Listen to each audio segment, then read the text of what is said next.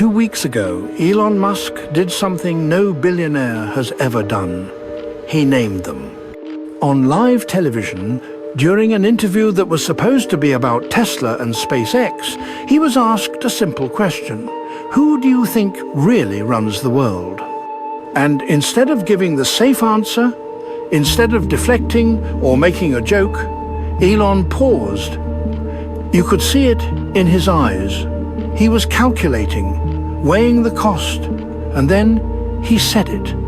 He named the organizations, the families, the mechanisms of control that no one with his level of wealth and influence is ever supposed to acknowledge exist.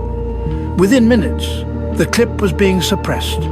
Shadow banned on Twitter, his own platform, demonetized on YouTube, fact-checkers swarmed, mainstream media called him crazy, dangerous, anti-Semitic.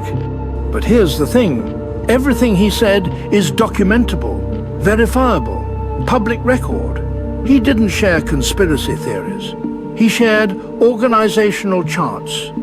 Today, I'm going to show you exactly what Elon said, who he named, why it's the most dangerous thing he's ever done, and why multiple people close to him are now genuinely worried for his safety.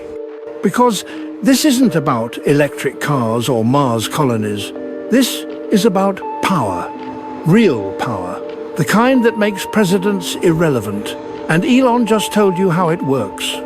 Let me start with the exact quote, because you need to hear his words. The interviewer asked, Elon, you've said before that democracy is threatened. Who do you think is the biggest threat? Russia? China? Political extremists? And Elon laughed. Not a happy laugh, a bitter laugh. And he said, none of those. The biggest threat to democracy is that most people don't understand that democracy is already dead. We don't live in democracies. We live in managed systems, where the appearance of choice masks the reality of control. Real power isn't held by presidents or parliaments, it's held by unelected institutions, central banks, intelligence agencies, international organizations, the Bank for International Settlements, the World Economic Forum, the Council on Foreign Relations, Bilderberg. These aren't conspiracy theories. These are the actual organizations where policy is decided before it ever reaches a legislature. Politicians don't create policy, they ratify it, and the people who create it are never on a ballot. The room went silent. The interviewer tried to walk it back, said, but surely you don't mean there's some shadowy cabal controlling everything? And Elon didn't blink. He said, I didn't say shadowy, I said unelected. There's a difference. These organizations operate in the open. They publish reports. They hold conferences. They're just not accountable to voters.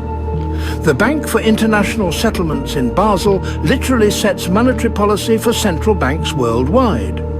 No one elected them. The World Economic Forum in Davos brings together heads of state, CEOs and NGO leaders to coordinate global governance frameworks. No one voted for Klaus Schwab. The Council on Foreign Relations has supplied almost every Secretary of State, Treasury Secretary and National Security Advisor for 70 years. Democrats and Republicans. Doesn't matter. They all come from the same pool. This isn't hidden. It's just not talked about. Because if people understood how power actually works, they'd realize voting is mostly theater. Now, when Elon said this, he crossed the line. Because there are things you're allowed to criticize if you're a billionaire. You can criticize individual politicians. You can criticize specific policies. You can even criticize entire countries. But you cannot name the institutional architecture of global governance and call it illegitimate. That's the one thing you're not allowed to do. Because if you're Elon Musk, if you have 180 million followers, if you own one of the largest communication platforms in the world, and you start telling people that democracy is theater and real power is held by unelected technocrats, That's dangerous. Not because it's false, because it's true. And the system depends on people not realizing it. Let me break down what Elon actually said, because he was very specific. He named 6 organizations and explained what each one does. And this is where it gets really interesting, because everything he said is public information.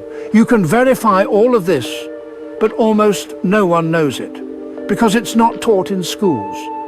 It's not covered by media. It's the architecture of power that operates in plain sight, but remains invisible to most people. Organization number 1, the Bank for International Settlements. Elon called this the central bank of central banks. And that's literally what it is. Founded in 1930, headquartered in Basel, Switzerland, the BIS is where the heads of all major central banks meet monthly to coordinate monetary policy. The Federal Reserve, the European Central Bank, the Bank of England, the Bank of Japan, the People's Bank of China, they all report to the BIS, and the BIS is accountable to no one. It's not part of any government. It's not subject to any national law. It has sovereign immunity. Its headquarters can't be raided. Its communications can't be intercepted. And it decides global monetary policy. When you hear about interest rate decisions, inflation targets, banking regulations, those decisions are coordinated at the BIS, not by your government, by unelected central bankers meeting in Switzerland. Elon said, the BIS has more power over your life than any president. They decide if you can get a mortgage, if your savings lose value, if your job exists, and you never voted for them. You don't even know their names. Organization number 2, the World Economic Forum. Everyone knows about Davos. Rich people in the Swiss Alps talking about saving the world while flying in on private jets. But Elon went deeper. He said, the WEF isn't just a conference, it's a global governance training program. They have something called the Young Global Leaders Program. They've trained over 1,000 political leaders in the last 30 years. Heads of state, cabinet members, CEOs, media executives. They literally train these people in how to implement global governance frameworks. And then those people go back to their countries and push the exact same policies. Lockdowns, digital IDs, carbon taxes, stakeholder capitalism. It's not a coincidence that politicians from completely different countries with different parties all started saying the same thing at the same time. Build back better, Great Reset, Fourth Industrial Revolution. Those are WEF phrases. And they all got distributed simultaneously because the leaders were all trained by the same organization. Now, when Elon said this, he specifically mentioned names. And this is where it got really controversial. He said, Justin Trudeau, young global leader. Emmanuel Macron, young global leader. Jacinda Ardern, young global leader. Gavin Newsom, young global leader. You can go to the WEF website. They're proud of it. They publish the list. These aren't conspiracy theories. These are their own press releases. And then you wonder why all these leaders from completely different countries and political parties all implement the same policies at the same time. It's because they were trained by the same organization to push the same agenda. The interviewer looked uncomfortable. Because Elon was right.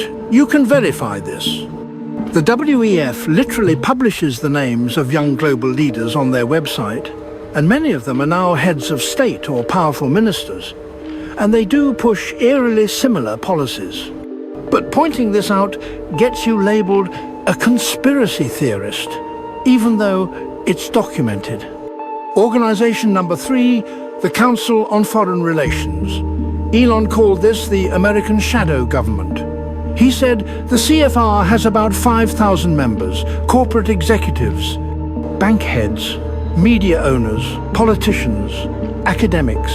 And for the last 70 years, Almost every person in a major foreign policy position has come from the CFR, Secretaries of State, Defense, Treasury, CIA directors, national security advisors. It doesn't matter if the president is Democrat or Republican. The foreign policy team comes from the CFR, and the CFR pushes a very specific agenda: global integration, free trade, military intervention, dollar hegemony. And that agenda never changes, regardless of who's president, because the people implementing it all come from the same organization. Elon pointed out that this is publicly known. The CFR publishes its membership list. Major media figures are members. CEOs of defense contractors are members. And they literally publish a magazine called Foreign Affairs that lays out policy recommendations that then become actual policy 6 months later.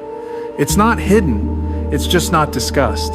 Organization number 4, Bilderberg. Now this is where Elon really stepped into dangerous territory, because Bilderberg is the one organization that even mainstream sources admit is secretive. Every year since 1954, about 120 of the most powerful people in the world meet in private.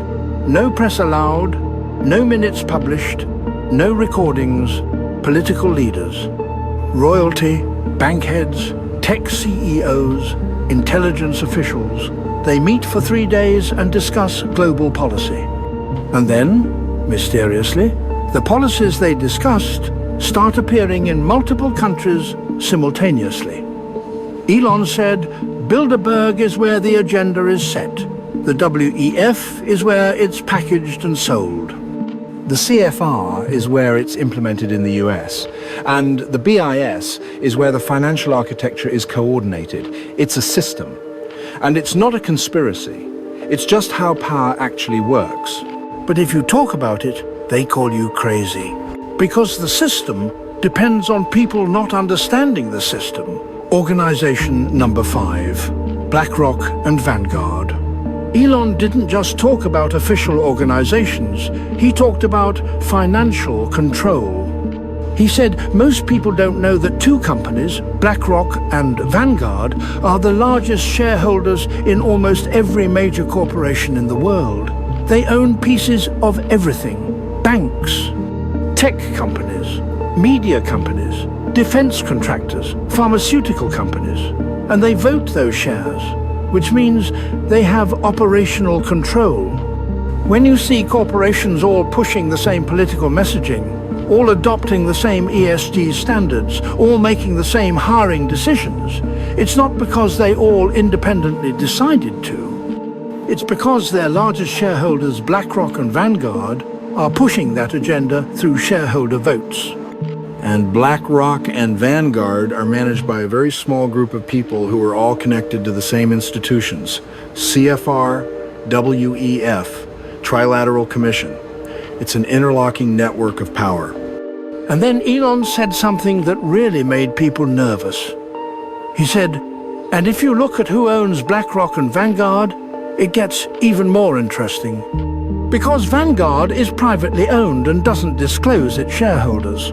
But we know that major stakes are held by old banking families, Rothschilds, Rockefellers. And before you call that anti-Semitic conspiracy theory, understand that these are publicly documented financial dynasties that have been managing global capital for over 200 years. They're not secret, they're in history books. They just don't like being talked about.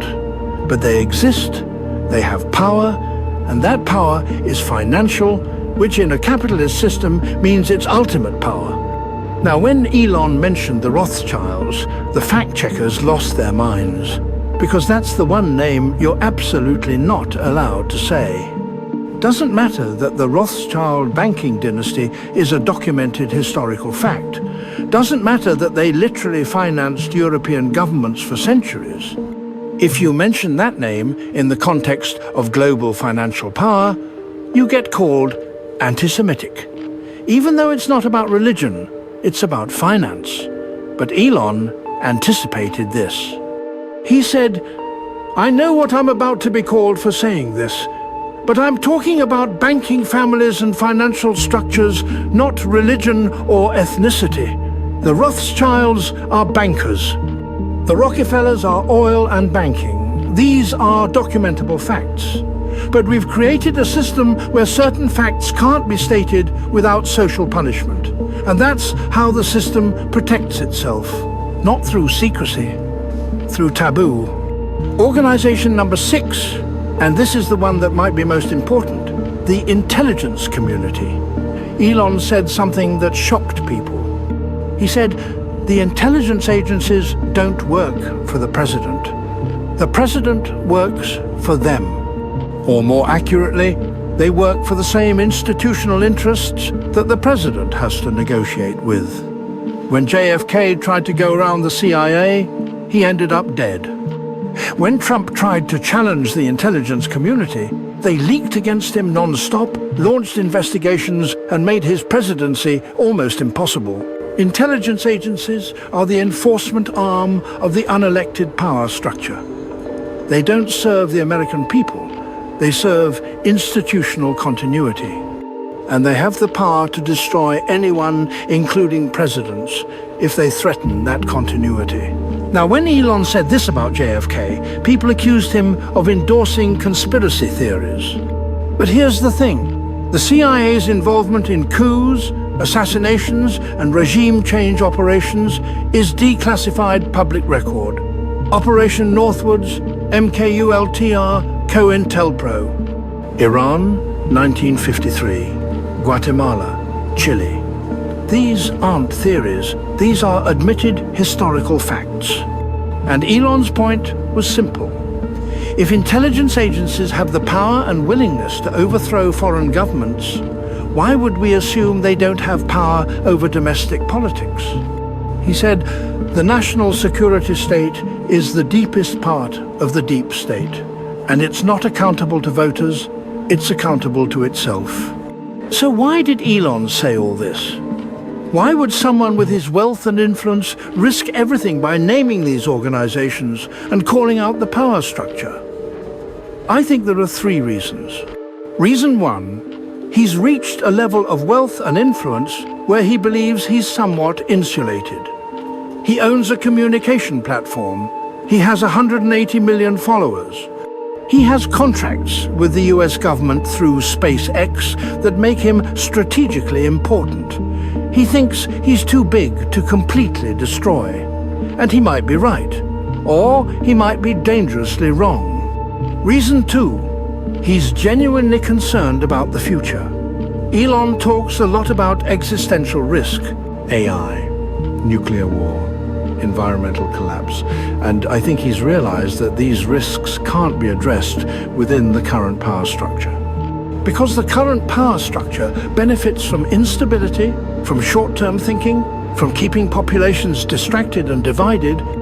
And if he wants humanity to become a multiplanetary species, if he wants to solve climate change, if he wants AI to be developed safely, he needs people to understand how power actually works.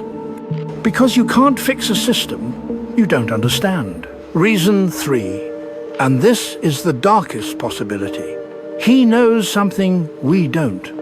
Multiple times in interviews, Elon has hinted that he's seen things, been in meetings, had conversations that made him realize how close we are to something catastrophic. He said cryptic things like, the public has no idea how bad things really are. And if people knew what I know, they'd be terrified. Maybe he's decided that the risk of staying silent is greater than the risk of speaking out. Maybe he thinks we're running out of time, and someone with his platform needs to tell people the truth. Consequences be damned. But here's what's undeniable. Since that interview, things have gotten weird for Elon. His security detail has been increased, there have been reports of threats, people in his circle have quietly expressed concern, and the media campaign against him has intensified to a level that seems coordinated. Every news cycle, there's a new hit piece. Tesla is failing. SpaceX is dangerous. Twitter is collapsing. Elon is mentally unstable. It's relentless. And it follows the exact pattern that happens when someone powerful becomes inconvenient to the system. First, they mock you. Then they marginalize you. Then they destroy you. And Elon is currently in phase 2, rapidly approaching phase 3. So what happens now? Honestly, I don't know. But I know this. Elon Musk just did something unprecedented.